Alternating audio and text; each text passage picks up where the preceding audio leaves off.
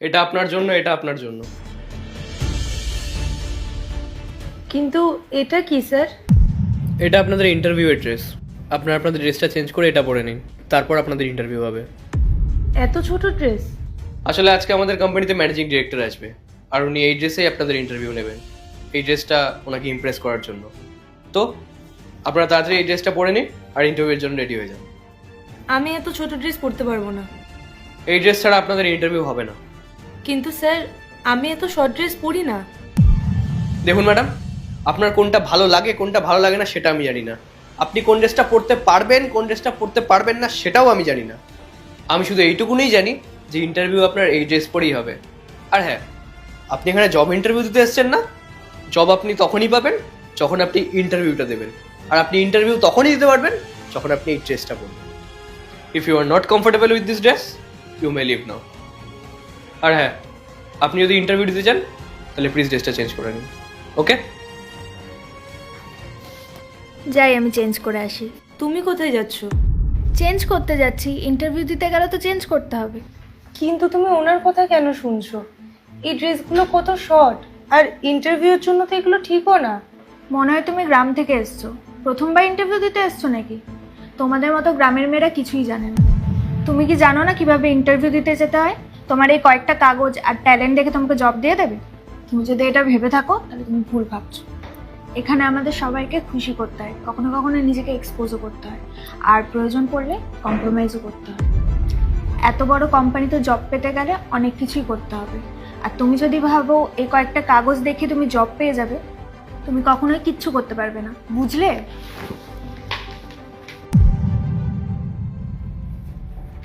আরে বাহ, তুমি তো এই ড্রেসটা পরে ইন্টারভিউর জন্য রেডি হয়ে গেছো। তাহলে যাওয়া যাক। আর তুমি তুমি এখনো যাওনি, এখানেই বসে আছো? স্যার, এই অবধি আসার জন্য আমি অনেক পরিশ্রম করেছি। প্লিজ আমাকে একটা সুযোগ দিন। একটা সুযোগ দেবো? ঠিক আছে, দিলাম। এমনি তো তোমার রিজেকশন তো নিশ্চিত। ওকে, চলো ইন্টারভিউয়ের জন্য।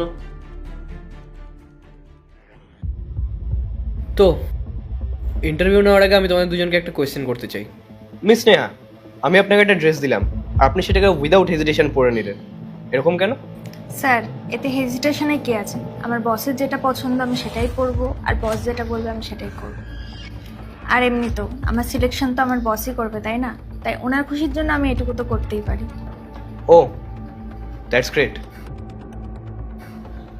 আর মিস পায়েল, আমি আপনাকেও একটা ড্রেস দিলাম কিন্তু আপনি সেটা পরলেন না। আমি আপনাকে বললামও আপনি যদি এই ড্রেসটা না পরেন তাহলে আপনি ইন্টারভিউ দিতে পারবেন না। আপনি তাও ড্রেসটা পরলেন না কেন?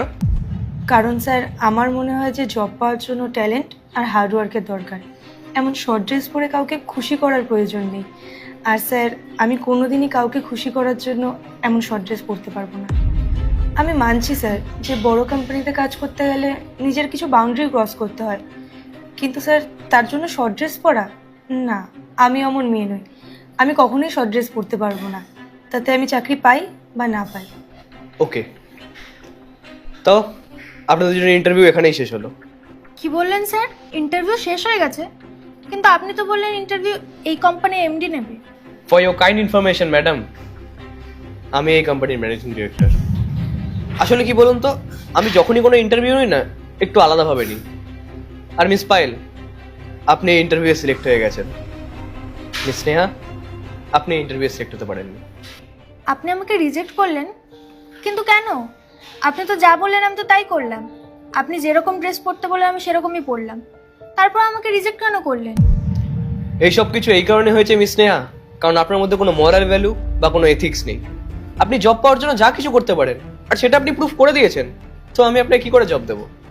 কোনো জিনিস ঠিক হোক কিংবা ভুল, কাল যদি আমাদের কোম্পানিতে কোনো ক্লায়েন্টস আসে আর সে যদি এসে আপনাকে কোনো অফার করে, তো আই এম শিওর আপনি সেই অফারটা পাওয়ার জন্য যা কিছু করতে পারেন। আর আপনি আমাদের এগেনস্টেও দাঁড়াতে পারেন। আর এই সব কারণের জন্য আমাদের কোম্পানির অনেক বড় লসও হতে পারে। আর এই সব কিছু আপনি এই কারণেই করবেন কারণ এতে আপনার লাভ আছে।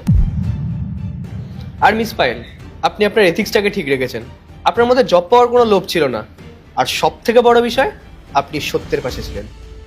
অ্যান্ড আই এম শিওর আপনি যদি আমাদের কোম্পানিতে জব করেন আমাদের কোম্পানি আরও গ্রো করবে। হ্যাঁ স্যার, আমি এই কোম্পানিতে খুব মনোযোগ দিয়ে কাজ করব আর এই কোম্পানিকে অনেক উঁচুতে নিয়ে যাব। বাহ, এটা তো খুব ভালো কথা যে তুমি আমাদের কোম্পানির ব্যাপারে এত কিছু ভাবছো। I am really proud of you. আর হ্যাঁ, তুমি তোমার অফার লেটারটা পেয়ে যাবে। তুমি কালকে থেকেই আমাদের কোম্পানিতে জয়েন করতে পারো। আর miss Sneha, please, so you guys can leave.